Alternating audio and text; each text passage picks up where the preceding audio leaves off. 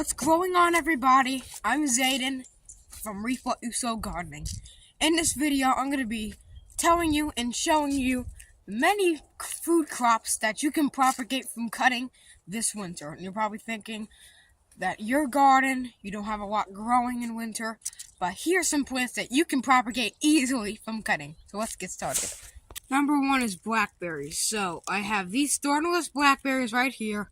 You can see they have little buds on them as well. You want to take the top of the blackberry plant or a branch and stick it into a pot. Put a rock on top of it, well-watered soil, without rooting hormone, and they should root in a couple weeks.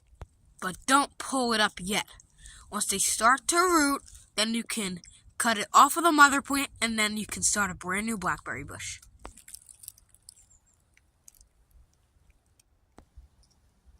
Number two is blueberry bushes. You can see this blueberry bush over here is doing good, and it has tons of tiny little buds on it for spring. But blueberries are relatively tricky to propagate from cutting, so they do at least need a little bit of rooting hormone on them, or you can use something like aloe vera. That can probably help. Blueberry bushes are nice to grow, and they're cold hardy, and the fruit tastes delicious. Absolutely delicious. There is nothing better than the fresh, ripe blueberry from your garden. Number three is this plant. I think it's called Chinese laurel or Japanese laurel. It is super easy to grow from cutting that I consider it a weed. Even though this crop is not a food crop, it is probably toxic to humans, but it's still a really nice plant to have in the garden. It's a nice big bush, and it's really great for wrapping Christmas lights on because the branches are really strong.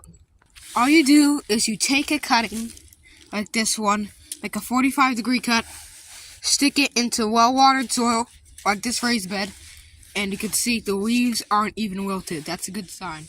It means that it's going to grow really nice. Just one cutting can turn into a whole bush like this. This is a large version of the bush, and this is where I got my cuttings from. And it's really shaping up perfectly and looks good. Number four is fig trees. You can see these figs. I put a plastic bag over so it does not get bit by frost any longer. And you can see I propagate this from cutting. Even though it looks like it is grafted, trust me, it is not grafted. All I did is took a fig cutting from my grandma's fig tree about, I think, in June. And what I did is I just put it in some water, waited till it had white dots on the stick or the stem, put it into well-watered soil, and here we go. We got our own fig tree, and look how much it grew. It grew so much.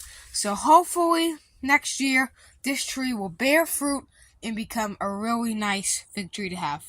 Fig trees are really good to have in your garden, and the figs taste delicious. If you never had a fig, I believe they originated from the Mediterranean in Israel. It's really popular in Israel, I believe. Figs taste like if you took a plum and probably a little overripe strawberry or some raspberry preserves and put them in a blender and just ate them. It tastes super sweet and delicious. And I even have a separate video on propagating figs from cutting. You can check that out if you're interested. Number five is oregano. Even though this one is not a fruit, it's an herb, and you can propagate it very easily. Let me show you. All you want to do is take a cutting of oregano, take all the bottom leaves off, leave about 3 leaves on top, stick it in a bottle of water, and in a couple weeks, you should see roots appearing, and then you can plant it out in your garden. But you have to start this plant in spring so it does not get bit by frost. But we had a light frost in our greenhouse, and look at it. It's still doing strong. Absolutely perfect. Specifically, this Greek oregano tastes really good and looks really good in the garden as well. Really easy plant to grow, and also it can even be used as ornamentals, and it looks beautiful. Number 6 is lavender. You can do the same for lavender. Just take a little woody cutting, stick it in a bottle of water. In a couple weeks, it should have roots on it, and then you can plant these rooted cuttings out in the garden in spring, and they should grow really good. Lavender is really good for the garden.